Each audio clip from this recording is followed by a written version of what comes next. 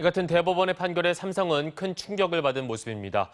일단 과거의 잘못을 되풀이하지 않겠다는 원론적인 입장을 내놓았는데요. 2016년 국정농단 사건에 대한 수사가 시작된 뒤에 삼성의 공식 입장이 나온 건 이번이 처음입니다. 김경호 기자입니다.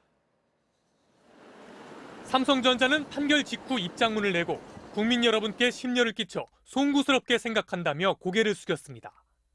과거의 잘못을 되풀이하지 않도록 기업 본연의 역할에 충실하겠다면서 재발 방지를 다짐하며 몸을 낮췄습니다.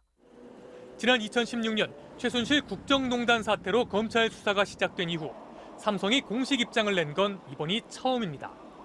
그만큼 재판 결과에 대해 심각한 위기의식을 느끼고 있다는 평가입니다.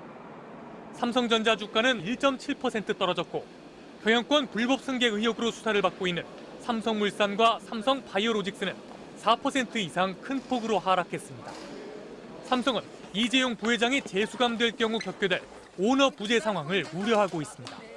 특히 일본의 수출 규제가 삼성전자의 부품 소재를 직접 겨냥하고 있는 상황에서 오너의 결정이 필요한 신사업 투자나 대형 인수합병도 어려워질 거란 우려를 내놓고 있습니다. 선경련과 경총 등 경제단체들은 잇따라 성명을 내고 삼성의 경영상 불확실성 확대가 경제 위축으로 이어질 수 있다고 밝혔습니다.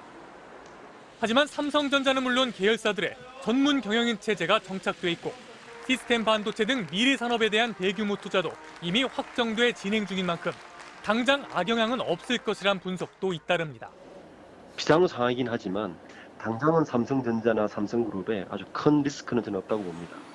워낙 시스템적으로 잘 돼 있고 또 글로벌 기업이기 때문에.